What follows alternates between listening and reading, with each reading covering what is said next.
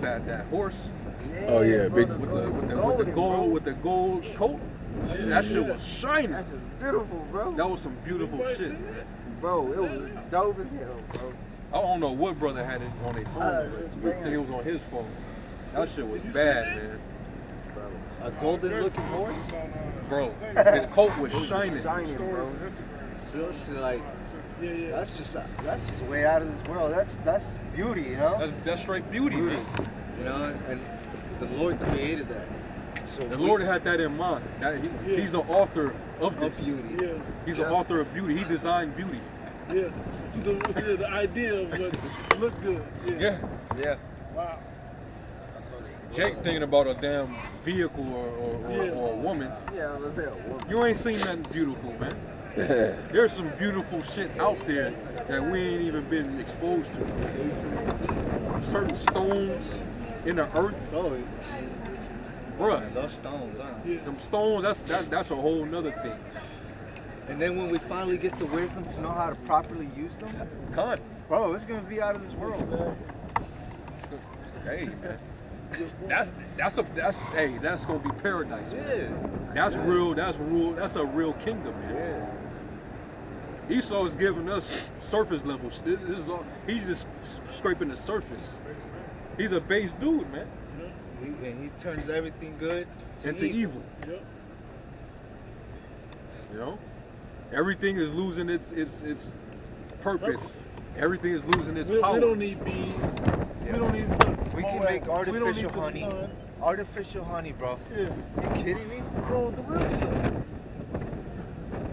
Do the right things in the earth, and the real creations will still be flourishing. Dog, I'll let you know this devil. He's not really wise at all. The scriptures say they are wiser than Daniel, but he's wise to do wickedness. He's mastered wickedness. That's how wise he is on the left hand side. When it comes to doing good, he's totally ignorant. God. And you were speaking on the animals. If it is a beautiful animal, you know, something that you ain't seen, what Esau do is he'll lock it up and just put it in a cage or put it behind glass. Hey, and this life behind that environment is garbage, man. Yeah. When you go to these zoos, these animals are suffering. Lions don't have their spirit no more, they're broken. Yeah. Elephants through. Giraffes don't even reach up no more. You know? They eat on the ground. Yeah, they eating on the ground and shit, bro. You know, he breaks the spirit of these animals, man. Hey, the scriptures tell you about how a wise man cares in regard for his beast, man. Yep. You know, but not Esau. Not eat, man. So go back to the thing you was reading. Go ahead. It says, back in Wisdom of Solomon 13:4. But if they were astonished at their power in virtual, let them understand by them how much mightier he is that made them. How much mightier is him that made them? See?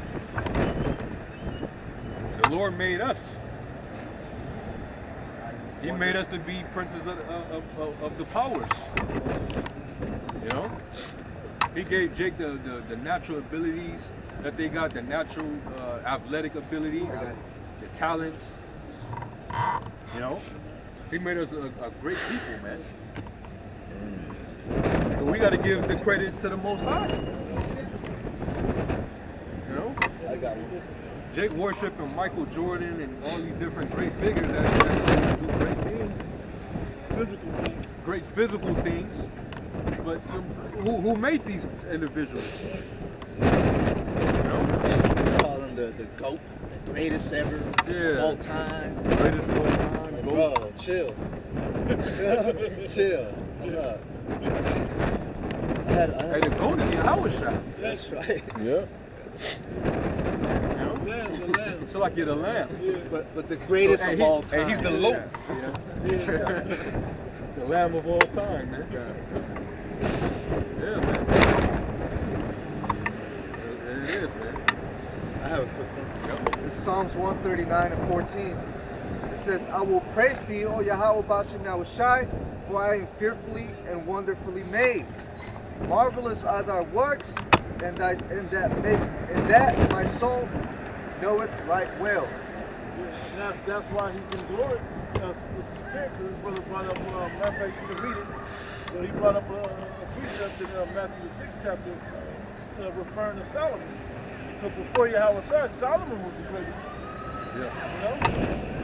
You know? But we know it's the same. Talks about him being how he was arrayed. Yeah. He was the richest man, right? He had all the money, everything. All the wisdom. Yep. He could outbuy anybody. 28. 28. You got it. 28. And why take ye thought for remnant? Or consider the lilies of the field, how they grow, they toil not, neither they spin. And yet I say unto you. But wait, let me say, how many people think how beautiful flowers are? Yeah. Some of the most, but they toil not like a human can do. You got it? Do they spin? And yet I say unto you that even Solomon in all his glory was not arranged like the one of these. Wherefore, if Yahweh so clothes the grass of the field, which today is and tomorrow is cast into the oven, shall he not much more clothe you, or ye little faith? Yeah. Hey, and it even says that he's going to beautify the meat with salvation.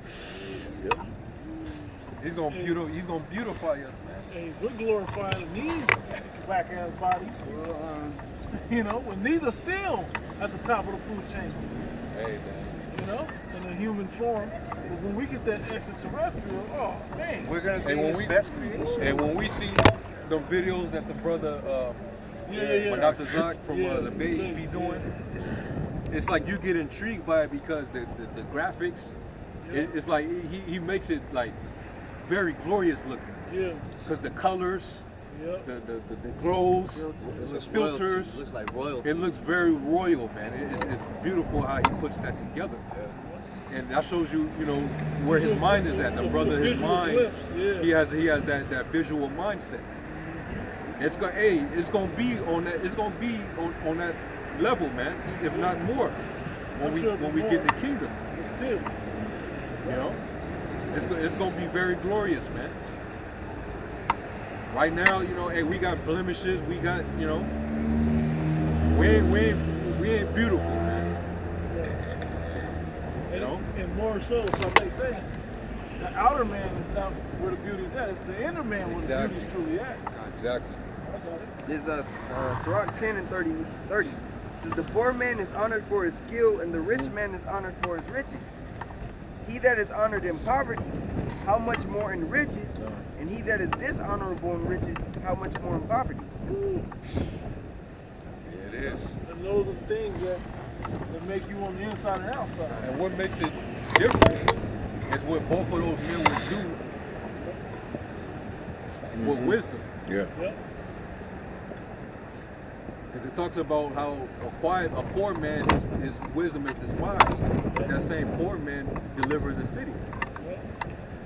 But a dishonorable dude with riches, what is he doing? He don't give a fuck about the poor. Being a niggard. He's being a niggard with his wealth. He's ruling over others until his own hurt. Constantly making enemies.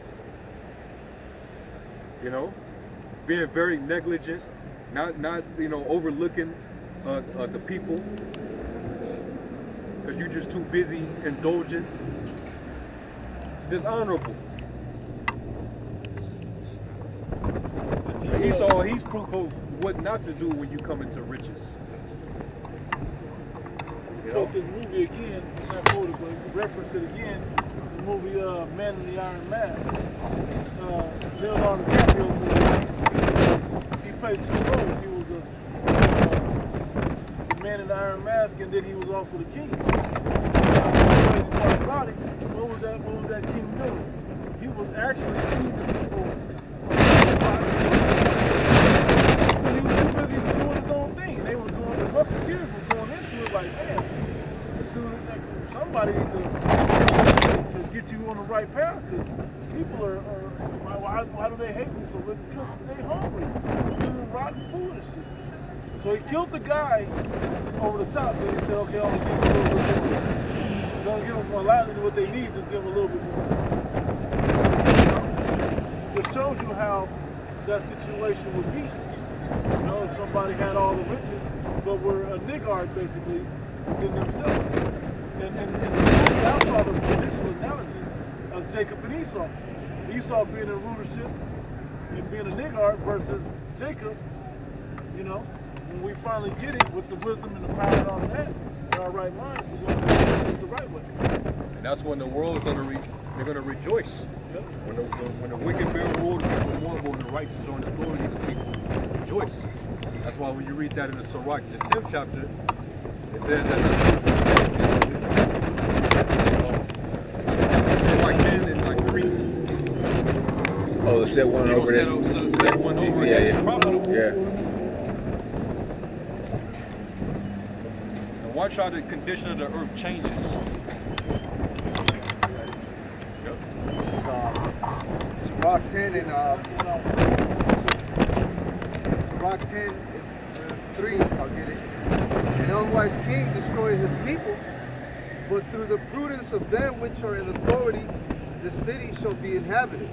Yeah, because in the multitude of the wise is the welfare of the people. You know? That's why we prospered in peace when we had Solomon as king. Mm-hmm. Even though it was short-lived, you know, it was 40 years, and it was, you know, it was already predestined for him to go off. You know, for prophecy's sake.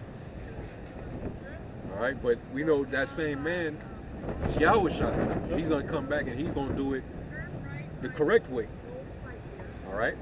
And we're going to live forever and ever and ever, man. And wisdom is what's going to govern this world. Wisdom.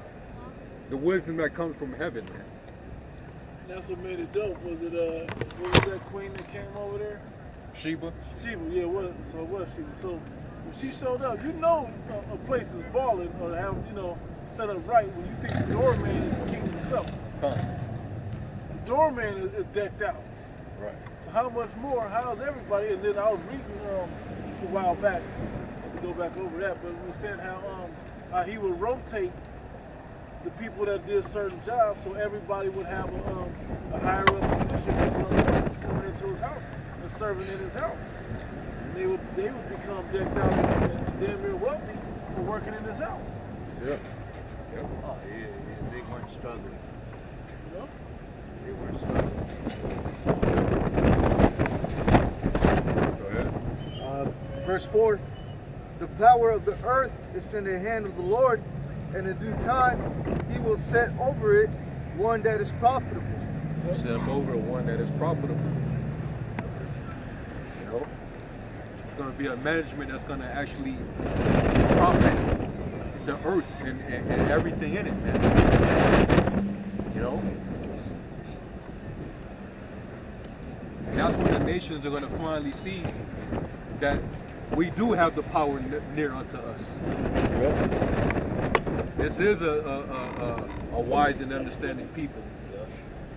You know, that's when they're going to really understand it. That's why every time they're going to see us, they're going to bow to us. They're going to respect us. You know? They're not going to even mind paying us tribute. They're gonna love it. They're going to love us, man. They're gonna love it. Hey, cause we're not gonna get it and go hoard it up in a vault somewhere where nobody can appreciate it. We're gonna use it to build. When they couldn't bring it, they're gonna be like, decked out of here. See, you know, they probably be the ones to build it. Yep. I said probably, but I mean the heathen be the one to build it. You know, so they gonna know how glorious it really is to see all these precious stones, pearly gates, and so on and so forth. Yeah, 10, 20,000 years into the future, they're going to be loving this place, the earth. Shit. Yeah. It's going to be a paradise. You know, and everybody's going to benefit. Especially with Esau. Esau. Once he's out of there, man, Obadiah 18 is fulfilled. Now the world can really party, man. We're not even going to remember Esau in those days before. Yeah.